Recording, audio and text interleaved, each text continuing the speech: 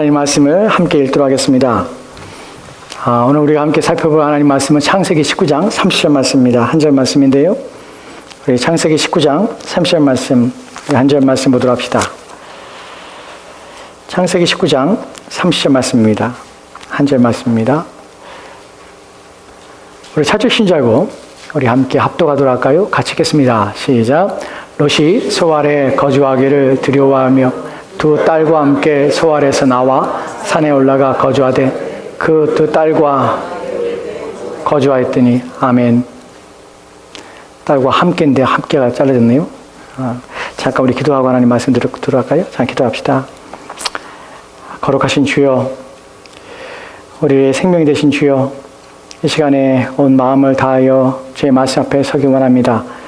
우리의 영혼을 깨우시고 우리의 마음을 열게 하사 오직 주의 말씀을 깊이 우리의 마음에 새기게 하시고 그 말씀 우리 가운데 교훈이 되어 우리 인생을 바르게 하며 또 우리 인생을 온전케 하는 기회가 되게 도와주옵소서. 언제든지 주의 말씀이 선포되는 곳에 성령의 역사하심을 알게 하시고 그 성령의 역사하심이 내 심령 가운데 내 영혼 가운데 있도록 우리 마음의 간절함으로 주님을 구하는 자세로 또한 주님의 말씀을 사모하는 마음으로 주 앞에 서도록 도와주옵소서. 이 시간 주께서 함께하기 원하며 예수님 이름으로 기도합니다. 아멘. 오늘 우리는 롯에 대해서 세 번째 말씀으로 마지막 내용을 좀 살펴보려고 그래요. 롯의 내용, 인생은 우리 가운데 주는 교훈들이 참 많이 있습니다. 그 가운데 오늘 마지막 내용인데요.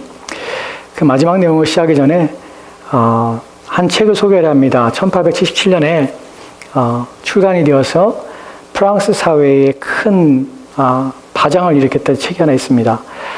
양쪽의 극단을 나뉘어서 그 책에 대한 평가가 다른데 한 극단에서는 그 책이 너무나 비참하고 너무나 사실적이다 해서 프랑스 사회를 모욕하거나 또한 인간의 비참한 내용을 소개하고 또한 드러낸다 해서 불쾌하는 사람도 있었습니다.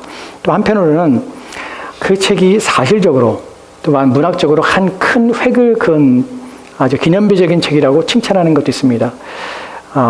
그 책은 사실은 새로운 문학의 형태를 만들어내며 새로운 소설과 또 글에 대한 새로운 반향들 또한 길들을 만들어냈는데 누가 썼냐면 에밀 졸라라는 사람이 썼습니다.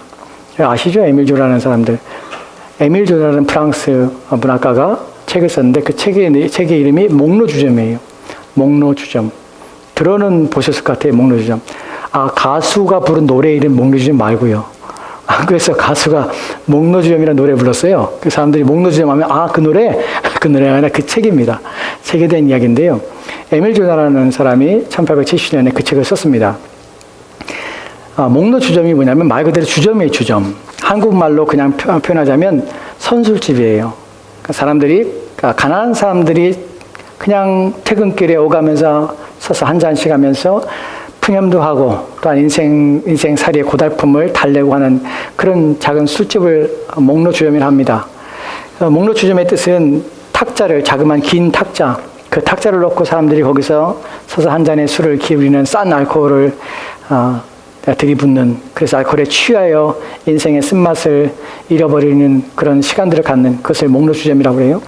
사실 이 소설은, 목로주점의 소설은 프랑스의 하층민들에 대하여 아주 적나라하게 너무나 자세하고 너무나 세세하게 기록해서 하층민들의 살아가는 그 사람들이 얼마나 고달프고 비참한지에 대하여 너무나 사실적으로 표현했어요. 그래서 보는 이들이 불쾌합니다. 네, 그 책의 주인공이 여자 주인공이 있는데 제르베즈라는 여자가 주인공이에요. 근데 그 책을 읽다 보면 사람들이 읽다가 대부분 사람들은 그 책을 읽으면서 끝까지 읽어내지를 잘 못해요. 왜냐하면 그 여자의 그 인생이 너무나 비참하고 너무나 잔혹하고 처참해요. 계속 불행이 계속 이 여자의 인생 가운데 끝까지 가요. 사실 이 여자가 굶어 죽어요. 비참하게. 그래서 그 여자의 그 불행을 쫓아가면서 사람을 읽다가 도저히 견디지 못해서 막 화가 나는 분노를 일으키게 막 해요. 그 제르베즈 여자가 그 책의 주인공이 시골 마을에 살다가 아버지가 마르카라는 사람인데 그 아버지가 술 주정뱅이에다가 알코올 중독자예요. 그 아이를 학대하는 거예요. 막 때려요. 그 아이는 어렸을 때부터 불행해요. 불행한 아버지 밑에 자라요. 그 술 먹고 맨날 술 주정을 하며 자녀를 학대하는 그 학대에 못 이겨서 이 아이가 가출을 해요. 이 어린아이가. 근데 가출해서 이 아이의 인생이 조금 좋은 사람 만났으면 좋은데 그 가서 만나며 선택하는 결과들이 너무나 안 좋은 케이스만 가는 것이. 그 사람이 랑테이라는 남자를 만났는데 이 사람도 바람둥이에요. 근데 이 사람은 언제 만나면 그 남자가 18살, 이 여자는 제르베지는 14살에 만나요. 애를 배요. 14살에 첫애를 낳고 18살에 둘째 아이를 낳아요. 랑테이라는 사람은 가정에 충실한 사람이 아니에요. 바람 펴서 다른 여자하고 도망가요. 이 여자는 혼자 남아요. 프랑스 파리에 가서 이 남자랑 둘이 행복하게 살려고 갔는데 애 둘을 22살의 여자가 남편도 바람 피고 도망가고 혼자서 프랑스의 그 빈민가에서 혼자 살아가는 것이에요. 그 여자가 살아가면서 세탁소에 일을 하면서 꿈을 꾸기 시작하면서 열심으로 자녀를 키우기 시작합니다. 근데 그래서 좀 행복하고 좀 그래야 되는데 또 한 남자를 만나요. 쿠페라는 남자를 만났는데 이 남자 또한 처음에는 좋았는데 이 남자가 사고를 당한 후에 술 중독자가 되고 알코올 중독자가 되어서 또다시 방탕한 삶을 살고요. 매일매일 술에 취해 살아서 공상과 환상을 보면서 막 이렇게 미친 짓 하면서 또 구타하면서 가정을 엉망으로 만듭니다. 그래서 이 제르페지는 또다시 그 남자를 통해서 고통을 당하고 힘든 상황에 빠지게 됩니다. 이 여자는 그렇게 굴곡적인 삶을 살다가 결국에는 그 남자한테도 버림을 당하고 혼자서 굶어 죽습니다. 이것이 소설 전체적인 내용이에요. 그 내용에서 우리가 알게 되는 거, 사람들이 보면서 아주 고통스러워하고 이 책을 끝내 못 읽는 이유가 무엇이냐면 이 안타까운 이 여자의 제르베즈의 이 여자라는 인생을 돌아오면서 왜 이 여자는 굳이 이런 선택밖에 할 수 없는 것 때문에 고통스러워요. 제발 그 책을 읽으면 사람들이 느끼는 것이 제발 이렇게 하지 마. 막 자기가 거기에 감정이 이입되는 것이 이 책을 보면서 너무나 비참한 삶을 사니까 제발 이 남자를 만나지 마. 제발 이런 선택을 하지 마. 제발 이렇게 살지 마. 하고 제발 읽으면서 그 독자들이 마음속에 이 여자가 그런 삶을 선택하고 그런 삶을 빠져가는 것 때문에 너무 가슴이 아파서 막 화딱지가 나는 것이 왜 이렇게 비참한 일들을 끊임없이 선택하며 살까 이 여자는 결국에는 이렇게 비참하게 죽을까 하는 것이. 여러분 그것이 이 목로주점이 우리 가운데 보여주는 한 가지 내용입니다. 철학자들이나 인생의 통찰을 가진 사람들이 대부분 이렇게 말을 해요. 사람들이 비참하고 사람들이 고통스러운 것은 타인에 의한 경험보다는 자기 자신의 끊임없이 잘못된 선택과 자기 자신의 잘못된 결정이 인생을 비참하게 파멸을 이끌어간다는 말을 합니다. 여러분 이 제르베지가 보여주는 그가 선택했던 모든 길들은 자기 아버지의 구타, 술 취하여 주정뱅이가 되어서 알코올 중독자에서 그런 삶을 보고 거기서 피난하며 떠난 것이에요. 그럼 이 여자는 다른 삶을 살았어야 돼요. 근데 그런 사람들을 계속 만납니다. 그리고 심지어는 자기도 알코올에 빠져서 선술집에서 자기 또한 그런 인생으로 파멸에 빠져들게 됩니다. 자기가 어떠한 선택을 하느냐, 무엇 때문에 고통을 받고 있느냐, 그 고통에서 내가 어떻게 벗어나야 하는가 하는 부분에서 사람들은 끊임없이 그 고통스러움을 탈출한다면서 그 고통스러운 환경을 자기 또한 그 가운데 선택하고 결정하여서 그렇게 인생을 비참하게 끝나는 일들이 얼마나 많은지 모른다는 것입니다. 오늘 우리가 이 롤에서 보는 모습이 바로 그것이 자기의 선택과 잘못된 자기의 결정들을 통해서 인생이 얼마나 비참해지는가 하는 부분이에요. 비록 그가 하나님의 자녀요, 비록 그가 구원받은 하나님의 사람이지만 그 인생이 살아가는 결과 속에서 그는 어느 누구에게도 유익하지 못한 채 그 인생이 그렇게 비참하게 살아가요. 오늘 우리에게 읽었던 본문이 바로 그렇습니다. 오늘 우리에게 읽었던 19장 30절 말씀 보면요. 거기에 보면은 롯이 소알에 거주하기 시작합니다. 조그만 성이죠. 이때가 언제냐면 그가 살았던 소돔과 고모라, 소돔 성이 완전히 다 무너질 때예요. 하나님이 심판을 했어요. 그때 하나님께서는 롯에게 말을 합니다. 롯아, 넌 뒤를 돌아보지 말고 어디로? 산으로 도망가라고 얘기를 해요. 그럼 롯은 거기서 뭐라고 말하냐면 예, 산으로 가겠습니다라고 하지 않아요. 하나님 내가 두렵습니다. 산에 못 가겠습니다. 그러니 저 작은 땅 소알성에 내가 들어가게 해주세요 라고 요청을 합니다. 소알성에 갔어요. 그럼 거기서 버텨야 되는데 이 롯은 항상 그의 선택과 그의 결정에 있어서 그의 마음속에서 잘못된 것이 뭐냐면 자기를 위한 선택을 한다는 것이 한 번도 그는 자기의 영혼을 위한 선택이 아니라 자기의 육신과 자기의 삶에서 자기 어떤 것이 자기에 유익한가 하는 인간적인 생각과 마음으로 한 번도 하나님의 뜻에 순종하지 않으려는 이기적인 마음들을 가지고 끊임없이 선택하며 결정했다는 것이 그것이 우리가 지난주에 살펴봤던 창세기 13장에서 롯이 아브라함과 결정 속에서 땅을 선택을 할 때 롯은 자기를 위하여 가지 말아야 될 도시를 가고 가지 말아야 될 소돔성에 들어가고 하는 결정들을 자기 육신의 생각으로 선택하며 결정한다는 것이에요. 여러분, 신자는 자기 육신을 위해 선택하지 않습니다. 당장 무엇의 이익이 때문에 선택하는 것이 아닙니다. 신자는 항상 선택할 때 선택 기준이 있습니다. 그 기준은 이것이 하나님께서 원하시는 것인가, 하나님 기뻐하실 것인가 하는 문제예요. 또한 이것이 내 신앙과 내 믿음에 유익할 건가 하는 것이에요.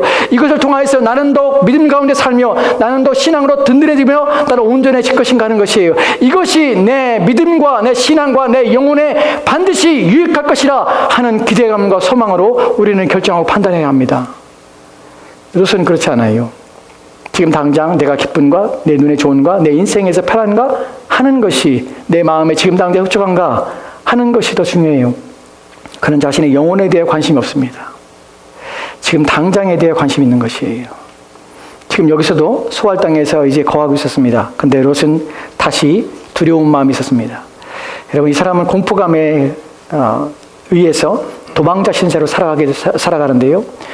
여기서 롯이 결정하게 되는데, 어떤 결정하게 되면 두려워하여 두 딸과 함께 소알에서 나와 산으로 올라가 거주하되, 하나님께서 처음에 산으로 갈 때 가지 않았습니다. 그리고 이제 소알 땅에 가라고 했더니 거기 가서 또다시 하나님께 묻지 않고 자기 마음의 두려움 때문에 이 사람은 자기의 결정을 합니다. 하나님께서 어떤 자기의 영혼을 위해서 어떤 선택도 하잖아요. 그리고 끊임없이 불행의 선택들을 계속해서 하는 것이, 하나님 없이 삽니다. 그리고 어디로 가요? 산으로 갑니다. 여기서 그는 정말 비참하게 자기 인생의 모든 것들을 잃어버리고 자기의 가족들을 파멸로 이끄는 그 일들이 이곳에서 일어나게 됩니다. 이것이 롯의 인생이에요. 우리가 롯에서 오늘 마지막으로 살펴볼 내용이 바로 그것입니다. 여러분이 하나님의 자녀이고 여러분이 하나님 믿고 있고요, 구원을 받을 수 있습니다. 그리고 하나님의 사랑이 여러분 가운데, 하나님의 은혜가 여러분 가운데 있을 수 있습니다. 근데 그것이 여러분 인생에 아무런 효력을 발휘하지 못할 뿐만 아니라 여러분을 유익하게 못하는 경우도 있습니다. 그리고 비참한 인생으로 자신의 삶의 마지막을 그렇게 끝내버릴 수 있다는 사실입니다. 롯에 있어서 우리가 기대하며, 롯에게 있어서 우리가 바라오며, 또한 우리가 그에게 있어서 기쁘게 하며, 또한 그를 칭찬할 수 있는 구절이 있지요. 베드로후서 2장 7절과 8절 말씀이 이렇게 기록되어 있는데요. 같이 읽을까요? 같이 읽겠습니다. 시작. 무법한 자들의 음란한 행실로 말미암아 고통당하는 의로운 옷을 건지었으니 이는 이 의인이 그들 중에 거하여 날마다 저 불법한 행실을 보고 들으므로 그 의로운 심령이 상함이라. 아멘.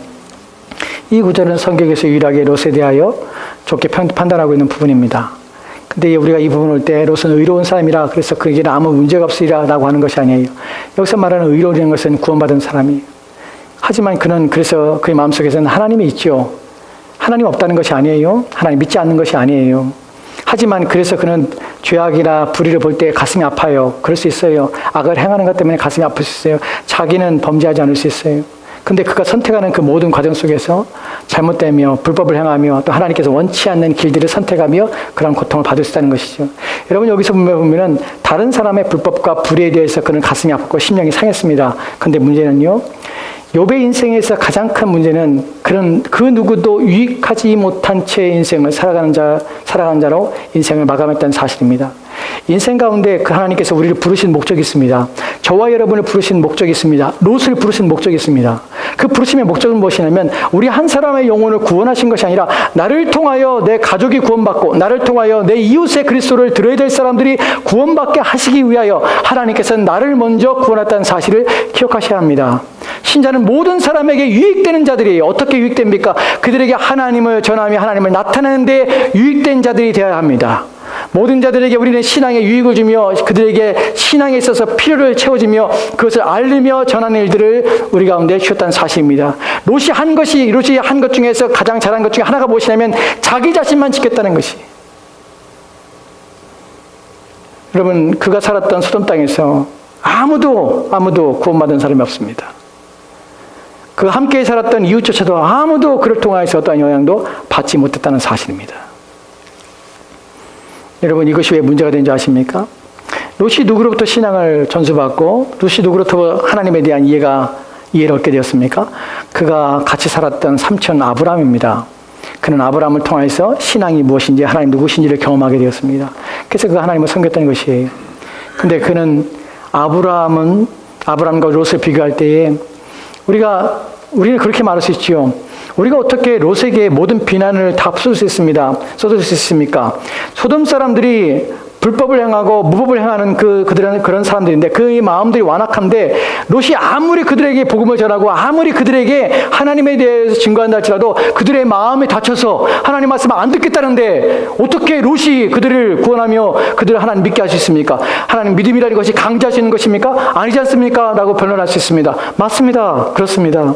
롯이 소돔 사람을 구원할 수 있는 것이 아니에요. 롯이 소돔 사람들에게 강제로 믿음을 줄 수 있는 것이 아니에요. 그럼에도 불구하고 롯이 왜 우리가 롯에 대하여 생각하며 롯의 인생에 대하여 그의 인생이 비참하다고 그의 인생이 아무런 유익이 없다고 말하는 이유가 무엇이냐면 적어도 롯이 한 사람이라도 그들의 마음에 하나님에 대한 두려움이나 또 하나님의 생각을 전해줄 수 있는 기회도 있었고 또한 그러야 했다고 우리는 생각하기 때문에 그렇습니다. 왜 그렇습니까? 아브라함의 경우 아브라함의 주변 사람들은 아브라함을 통해서 하나님을 알게 됩니다. 여러분, 소돔 사람들은 롯에 대하여 관심 없을지 모르지만 가까이에서 롯과 관계한 사람들을 우리가 살펴볼 텐데 여러분, 그의 종들이 있었지만 그의 종들 가운데 어느 누구도 소돔의 멸망에서 탈출한 사람이 하나도 없어요.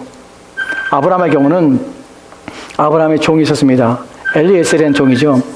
엘리에셀이라는 종이 있었는데 아브라함은 그 종이 신앙을 고백을 하며 아브라함을 통해서 그가 믿음을 갖습니다. 심지어는 그는 하나님께 이렇게 기도합니다. 아브라함의 하나님, 오늘 내가 순적히 하나님의 때를 우리 아브라함의 내 주인 아브라함에게 주시는 그 은혜를 내가 받기 원합니다. 라는 기도를 합니다. 아브라함을 통해서 엘리에셀이라는 종은 하나님을 만나고 하나님을 경험합니다. 근데 이 롯은 자기의 가까이 있는 자기가 부르는 종들 중에 어느 누구도 구원하지 못합니다. 어느 누구도 하나님에 대해 인식하지 못하게 합니다. 그것을 받지 못하게 하는 것이 그 철학이 그렇게 인생을 비참하게 자기 자신만을 위하여 살다가 그렇게 누구에게도 유익되지 않은 그리스도인으로 이기적인 그리스도인으로 살다가 그렇게 죽고 맙니다. 여러분 이것이 단편적인 얘기만 아닙니다. 이제 롯에 대한 우리가 그의 인생에 좀 깊이 좀 들어가 보려고 하는데요. 여러분 우리가 알게 되는 롯에 대하여 소돔 사람의 문제가 아니라 롯은 가까이 있는 사람에게 자기의 가족들조차도 인정받지 못하며 가족들에게도 어떠한 신앙적인 유익을 끼치지 못했다는 사실입니다. 이것이 롯이 가지고 있는 불행입니다. 롯이 천사들의 경고를 받고 자기의 사위들에게 갔습니다. 그 사위들에게 말을 합니다. 하나님께서 이 성을 멸할 테니까 너희는 이 성을 즉시 떠나라고 말을 합니다. 그 사위들이 그 말을 듣고 뭐라고 합니까? 그가 하는 말을 농담으로 여겼다고 합니다. 그가 하는 말이에요. 롯이 하는 말이 그들에게는 농담으로 들린 것이에요. 무슨 의미인지 아십니까? 롯은 평상시에도 그들 가운데 하나님에 대한 두려움이나 자기 자신의 삶에서 하나님이 누구신지를 그들 가운데 보여지는 삶을 한 번도 산 적이 없다는 사실이에요.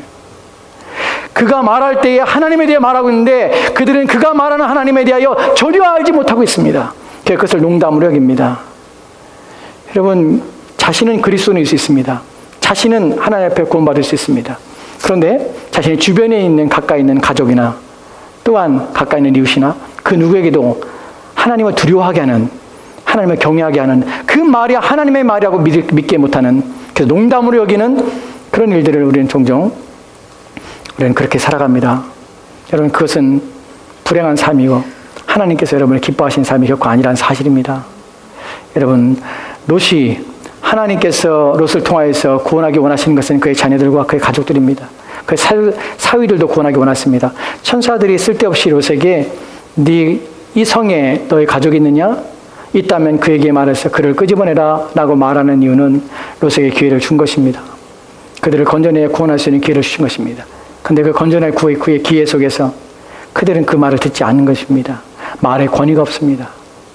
신앙의 평상시의 삶이 하나님을 두려워하지 않는 삶인데 그에 가까이 있는 사람이 그의 말을 듣겠습니까? 평상시에 하나님 전혀 없는 사람이 함께 하나님 앞에 나가서 예배드립시다 할 때 그 사람이 말을 듣겠습니까? 그 의미가 무엇인지 알겠습니까? 평상시에 기도하지 않은 부모가 자녀들에게 기도하자 할 때 자녀가 기도하겠습니까? 평상시에는 아무것도 하나님 앞에서 아무것도 하지 않은 사람이, 평상시에는 하나님을 높이지 않는 사람이 어느 날 하나님을 위해서 믿음으로 살아라, 너 예수 믿어야 된다고 할 때 그 사람이 예수를 믿겠습니까? 그렇지 않습니다.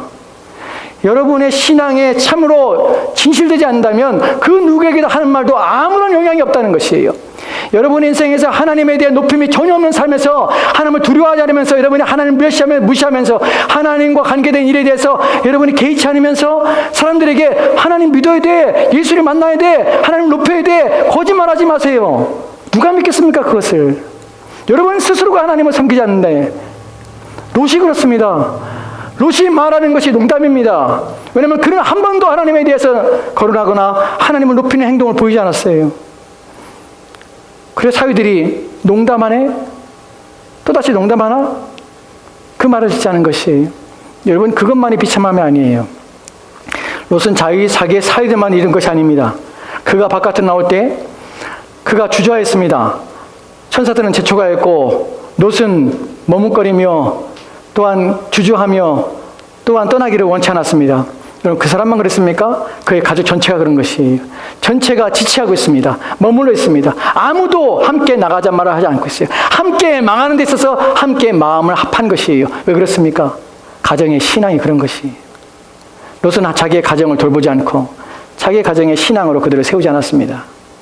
그래서 함께 그런 일에 너무나 익숙한 것이 하나님 말씀에 듣는 것에 함께 그 말을 거역하며 그 말의 긴장감과 그 말의 경고에 대해서 무시하는 것이에요. 그 결과가 무엇입니까? 자신의 아내가 소금기둥이 되는 것입니다. 두 딸은요? 두 딸은 안전할까요? 그렇지 않습니다. 우리가 두 딸의 모습을 보면 우리가 창세기 19장 36절과 38절 보면 두 딸의 결과입니다. 같이 읽겠습니다. 시작. 롯의 두 딸이 아버지로 말미암아 임신하고 큰 딸은 아들을 낳아 이름을 모압이라 하였으니 오늘날 모압의 조상이요 작은 딸도 아들을 낳아 이름을 베남이라 하였으니 오늘날 암몬 자손의 조상이었더라. 아멘. 여러분 첫 구절이요 우리가 상상할 수 없는 일이에요. 이런 것이 성경에 기록됐을까라고 의심할 정도로 우리가 아주 비참한 일입니다. 롯의 두 딸이요 아버지로 말미암아 임신해요. 굴에 들어가서요 딸들이 자기의 인생에 대한 비참함을 깨닫고 자기들이 자손을 못 낳을 것을 더 이상 결혼할 수 없다는 사실을 스스로 생각하고 아버지를 술에 취하게 하고 그리고 그 아버지와 함께 동침합니다. 큰딸이 동침한 후에 다음날 또다시 아버지 술을 먹이고 둘째 딸이 동침합니다. 그리고 자식을 낳아요. 그게 모압과 암몬이에요. 롯은 엉망이 되어 그의 가정이 자신은 구원받을 수 있습니다. 자신은 예수를 믿을 수 있습니다. 그런데 비참한 그리스도인이 될 수 있어요. 아무에게도 영향력을 행사하지 못하며 아무도 유익하게 못하며 오히려 자신의 가정을 다 망하게 하는 그리스도인이 있을 수 있습니다. 저 사람 가정이 예수 믿는 거 맞아? 자녀들은 왜 저래? 가정은 왜 저래? 이런 일일 수 있습니다. 여러분 이 일만 비참한 것이 아니에요. 더 큰 문제가 생깁니다. 우리가 한 구절 볼 텐데 신명기 23장입니다. 3절과 6절 말씀에는 이렇게 기록되어 있습니다. 같이 봅시다. 시작. 암몬 사람과 모압 사람은 여호와의 총회에 들어오지 못하리니 그들에게 속한 자는 10대뿐 아니라 영원히 여호와의 총회에 들어오지 못하리라. 그들은 너희가 애굽에서 나올 때에 떡과 물로 너희를 길에서 영접하지 아니하고 메소포타미아의 보돌 사람 부올의 아들 발람에게 뇌물을 주어 너희를 저주하게 하려 하였으나. 아멘. 여기는 암몬과 모압 사람이라는 표현합니다. 누구의 후손입니까? 롯의 딸들이 나는 것이에요. 롯이 자기의 딸들과 동침하여 난 아들 자식들입니다. 암몬과 모압 자손은 어떻게 합니까? 여호와의 총회에 들어오지 못하리라. 그들에 속한 자는 10대뿐만 아니라 10대가 못 들어오는 것이 아니라 여호와의 총회에 영원히 들어오지 못하리라. 왜요? 그들은 이스라엘을 저주하며 하나님의 백성들을 저주하며 그들을 대적하며 또 그들을 멸하라 합니다. 그래서 여호와의 총회에 못 들어오는 것이. 그들의 후손은 이런 결과를 여러분 여호와의 총회에 못 들어온다는 말 무슨 말인지 아십니까? 교회에 못 들어와요. 그들에겐 구원이 없다는 말이에요. 완전히 구원에서 멀어진 것이. 롯이 자기의 인생에 대하여 잘못된 선택을 끊임없이 할 때 자기는 하나님을 믿고 있을지라도 자기의 가정이 완전히 무너져 파괴되어 자기의 후손에게서는 더 이상 하나님을 구함이나 하나님을 찾음이 없는 비참하게 자기의 이웃들과 자기의 책임과 의무를 다하지 못하여 자기의 가정을 불행으로 이끌어갈 수 있다는 사실입니다.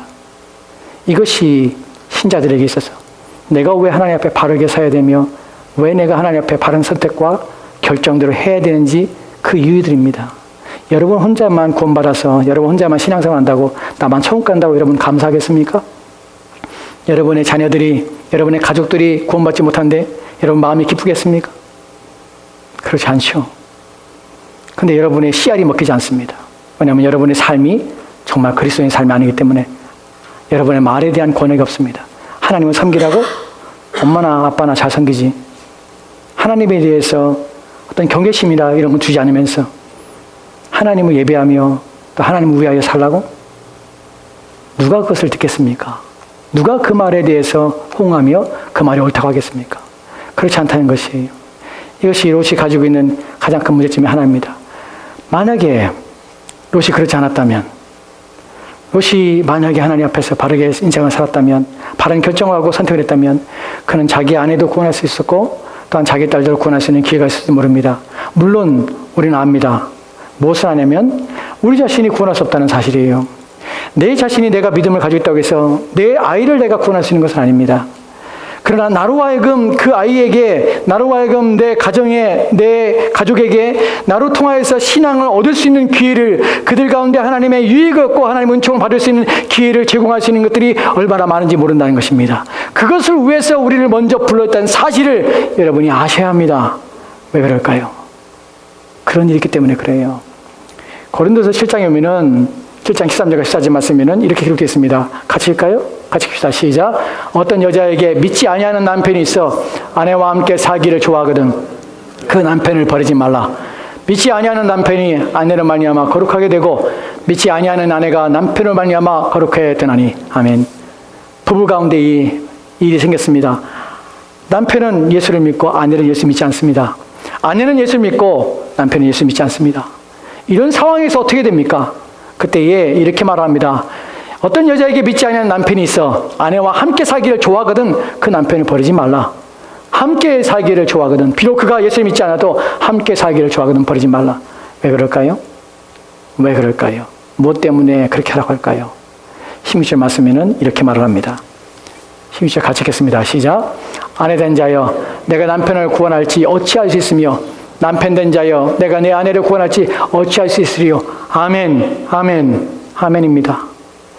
아내 된 자여 내가 남편을 구원할지 어떻게 알겠느냐? 남편 된 자여 내 아내를 구원할지 내가 어떻게 알겠느냐? 여러분, 이 말이 아내가 남편을 구원할 수 있다는 말이 아니에요. 구원을 아내가 주고 남편이 주다는 말이 아니에요. 하지만 이 남편을 통하여, 이 아내를 통하여 사람들의 마음속에, 그 믿지 않는 자의 마음속에 하나님이 계시다는 사실에 대해 인식하며 그 은혜를 받을 수 있는 기회를 줄지 네가 어떻게 알겠느냐? 하나님께 너를 통하여 그 사람을 구원할지 네가 어떻게 알겠느냐? 너를 통하여 하나님이 누구신지를 전함하냐마 그의 마음에 감동이 되어 나 또한 당신처럼 하나님을 믿겠다고 할지 어찌 알겠느냐? 내가 모르기 때문에 너는 인내하며 그 아내가 하나님 믿기를, 그 남편이 하나님 믿기를 구하며 기다리며 내가 누구인지, 내가 믿는 분이 어떤 분이신지를 드러내어 거룩함으로 그 또한 구원할 수 있는 기회를 박탈하지 말라. 이것이 본문의 의미입니다. 우리는 모릅니다. 그러나 하나님 우리를 붙여주십니다. 우리는 모릅니다. 그러나 하나님께서 우리를 통하여서 역사하십니다. 그러게 우리는 우리의 삶에서 하나님을 높이며 하나님을 두려워하는 선택을 하며 하나님을 위하여 사는 삶을 살아야 하는 것입니다. 하나 더 보겠습니다. 창세기 19장 29절 말씀입니다. 이것은 오늘 본문과 연결된 부분이에요. 같이 읽읍시다. 시작. 하나님이 그 지역의 성을 멸하실 때에 롯이 거주하는 성을 엎으실 때에 하나님이 아브라함을 생각하사 롯을 그 엎으시는 중에서 보내셨더라. 아멘, 아멘. 예, 우리 다시 한번 여러분의 말씀을 드리지만 모든 것은 롯의 책임이 아닐 수도 있습니다. 뭐냐면 롯에게는 어떤 구원을 줄 수 있는 권한과 능력이 없습니다. 구원은 하나님의 절대적인 권한입니다. 하지만 하나님께서는 우리 믿는 자들을 통해서 구원을 이루시고 믿는 자를 통해서 구원의 방식을 만드시고 또한 그들을 통해서 구원하시는 일들을 행하신다는 사실을 기억해야 될 필요성이 있다는 사실입니다. 오늘 본문에 보면 하나님이 그 지역의 성을 멸하실 때, 어디요? 소돔과 고모라를 멸하실 때에 롯이 거주하는 성을 엎으실 때에 하나님께서는 아브라함을 생각하셨습니다. 롯을 생각하시지만 아브라함을 생각하신 것이에요. 그러면 아브라함의 생각 때문에 아브라함이 롯에 대하여 롯을 불쌍히 여기고 아브라함이 롯을 구원받기 원하여 기도하고 아브라함이 롯을 구원하기 원하고 하기 때문에 하나님께서 아브라함 때문에 롯을 구원한 것은 아닙니다. 본문의 의미는 그런 의미는 아닙니다. 하지만 본문의 의미가 무엇이냐면 하나님께서는 아브라함 마음속에 롯에 대한 생각하는 마음을 주셨습니다. 아브라함을 통하여서 하나님께서는 롯에 대하여 근심하며 롯의 영혼에 대한 생각하는 마음을 주셨습니다. 즉 아브라함의 이 생각을 통하여서 하나님께서는 이 일을 그의 마음에 허락하여서 하나님께서 우리에게 하나님의 구원의 일에 참여할 수 있는 일들과 방식들이 있음을 우리 가운데 알게 하신 것입니다. 아브라함은 롯을 생각할 때에 자신이 그에게 구원을 주지 못하지만 하나님이 그를 구원하실 때에 하나님 제발 저희 영혼을 불쌍히 여기시면 안 되겠습니까? 하는 청원과 마음의 간구함을 하나님께서 아브라함의 이 구원에 자신이 하시는 이 구원의 일들에 아브라함이 참여해서 그 일을 행하여서 아브라함의 신앙에 유익이 되게 하시고 또한 이 일을 통하여서 우리 가운데 보여주시고자 하는 것이 너희 또한 너희가 믿지 않는 너희 가정과 자녀들과 또한 이웃에 대하여 너희가 이 일에 대하여 내 고난이 너희에게 필요 없을지라도 나를 위하여 나의 구원에 참여하여서 기도하며 간구하며 돕는 이 일이 너희에게 있는데 아름다운 것이며 합당하다는 사실을 우리 가운데 알게 하신 것이에요. 무슨 말인지 이해가십니까? 아브라함이 구원한 건 아니에요. 하지만 하나님께서 아브라함에 그 마음을 주셨어요. 왜요? 그것이 그에게 합당하며 그것이 신자의 마음이기 때문에 그래요. 하나님께서는 그렇게 구원하기 원하세요. 하나님께서는 누군가를 구원하실 때 그 고난을 하나님께만 있지만 그러나 믿는 사람들 통해서 하나님께서는 구원하시기 원하시고 그런 방식을 원하시는 것이에요. 왜 그럴까요? 이것은 믿는 자들이 다른 사람에게 유익하게 할 수 있는 기회요. 또 하나님의 구원사에게 참여하는 기회요. 하나님의 어떻게 하시는지 자신이 그한 기도에 응답하시면 말미암아 하나님께서 자신에게 은혜를 베푸셔서 신앙의 유익을 삼는 기회요. 이 모든 기회가 신자에게 유익하기 때문에 하나님께서는 이 구원의 일에 하나님의 자녀들을 참여시키고 동참시키신 것입니다.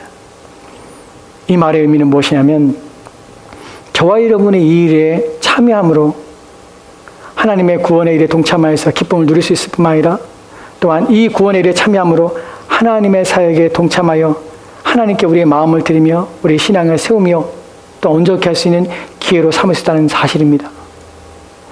여러분, 우리는 본문 속에서 우리가 여러분 마음속에 있는 것들이 여러분 마음속에 생각할 것이 가장 중요한 것이 바로 우리 주변에 있는 사람들을 우리 때문에 그들의 인생과 그들의 삶들을 비참함으로 마감하도록 내버려 두어서는 절대로 안 된다는 사실입니다. 저와 여러분은 우리 모든 주변 사람들에게 유익을 주기 위해서 먼저 부르심을 받았으며 그리하여 알지 못하는 그들에게 하나님이 누구신지를 알리며 드러내며 증거하는 데 부르심을 받았다는 사실입니다. 그래야 신앙이 이기적으로 자신만을 위하여 살다가 비참하게 인생을 끝나는 일들은 신자에게서 가장 불행한 삶이라는 사실을 기억하십시오. 롯은 자기의 두 딸과 그런 일이 벌어지고 나서 롯에 대한 어떠한 기록도 성경에 없습니다. 그 말은 롯에게 더 이상 기대하며 바랄 내용이 없다는 것입니다. 여러분이 구원받을 수 있고요. 또 여러분이 하나님에 대하여 하나님의 은혜를 받을 수 있습니다. 또한 여러분이 하나님 믿는다고 말할 수 있고 또 하나님에 대한 신앙을 가질 수 있고 여러분이 구원의 확신과 소망을 가질 수 있습니다. 그러나 그것이 온전한 신자가 되는 것은 아닙니다. 하나님께서 여러분에게 원하시는 것은 여러분의 믿음을 온전케 하고 여러분의 삶을 온전케 하여 여러분이 부르신 그 목적에 합당하게 행하여 여러분의 주변 사람에게 믿음과 신앙을 전하며 하나님 누구신지를 나타나여 그의 영광을 찬송케 하는 것이 하나님이 여러분을 구원하신 목적이라는 사실입니다. 저와 여러분은 하나님의 얼마나 아름다우시며 얼마나 높으신 분이며 우리가 경외하며 경배하며 또한 그분을 구하며 그분의 말씀에 순종하는 것이 마땅하다는 사실을 보여주며 드러내는 일들에 부르심받은 사람들입니다. 저와 여러분의 가정이 저와 여러분의 주변 사람들이 우리의 삶을 통해서 저들이 하나님 앞에 돌아오고 우리의 삶을 통해서 저들이 하나님을 누구신지를 인지하여 우리보다 더욱 하나님을 섬기며 경외하는 삶을 사기를 소망합니다. 기도합시다. 하나님, 롯의 삶의 여정들을 돌아오며 그의 선택의 결과들은 항상 비참하며 그의 인생의 끝자락은 그가 바라지 아니하며 원하지 않았던 어려움과 환난과 어떤 고통 가운데 있었습니다. 그 모든 이유는 자신이 결정과 선택만 말미암아 주어졌던 것들을 우리가 알게 됩니다. 우리의 인생의 길에서 바른 선택하게 하시고 우리의 신앙에 유익 있는 선택, 또한 하나님을 영화롭게 하며 기쁘시게 하는 선택, 또한 우리의 믿음을 세우며 또한 우리가 하나님 앞에 온전케 되어지는 선택들이 우리의 인생 가운데 있도록 하는 도와주옵소서. 그로 말미암아 우리 주변 사람들이 유익이 되게 하시고 우리 주변 사람들이 우리로 말미암아 하나님에 대하여 구원에 대하여 모른 채 또한 저들의 인생의 비참한 가운데 파멸하며 또한 멸망하지 않도록 도와주시옵소서. 우리를 통하여 구원받아야 할 자, 우리를 통하여 예수의 믿어야 할 자를 구원하시고 그래요 우리를 통하여 우리 주변 사람들이 하나님을 영화롭게 하며 기쁘시게 하는 삶을 살도록 도와주시옵소서. 주께서 우리의 복되게 하여 소망하며 예수님 이름으로 기도합니다. 아멘. 우리 다 같이 일어나 찬송합시다. 찬송가 380장 찬송하신 후에 기도하고 예배를 마치도록 합시다.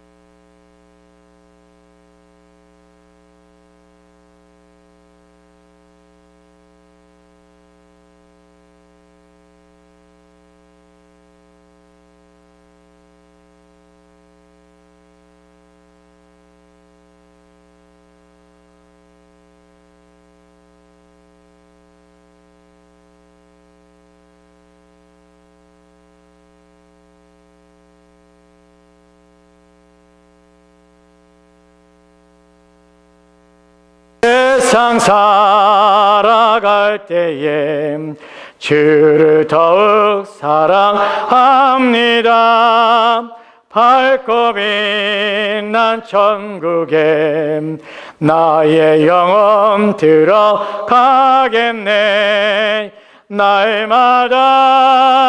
날마다 주를 찬송하겠네. 주의 사랑 눌러서 나를 굳게 잡아매소서. 아멘. 기도하겠습니다. 이제는 우리 구주 예수 그리스도의 은혜와 아버지 하나님의 극진하신 사랑하심과 성령 하나님의 교통하심에 충만케 하심이 오늘 주의 말씀을 통하여 우리 인생의 어떠한 선택과 어떠한 결정들을 통하여 우리 인생의 비참함과 또한 파멸의 길로 갈 수 있을 뿐만 아니라 우리의 인생의 선택과 결과들이 항상 하나님과 또한 우리의 신앙과 우리의 믿음의 유익과 우리의 영혼을 위한 선택들이 되어지면 말미암아 그래야 우리의 인생의 이끄심이 하나님의 손에 이끄실 때에 이끌림 받을 때에 우리의 인생의 평안과 위로뿐만 아니라 우리의 삶의 의미와 또한 모든 사람의 유익되며 모든 사람에게 귀한 영향력과 또한 모든 사람에게 복되게 하는 삶을 살 수 있음을 깨달아 우리 하여금 우리 자신이 참되게 하며 우리 자신 스스로가 하나님 앞에 거룩하며 우리 자신 스스로가 하나님 앞에 진실되며 온전한 믿음 가운데 살기를 소망하여 다짐하며 결심한 성도들 가운데 이제부터 영원토록 함께 있을지어다. 아멘.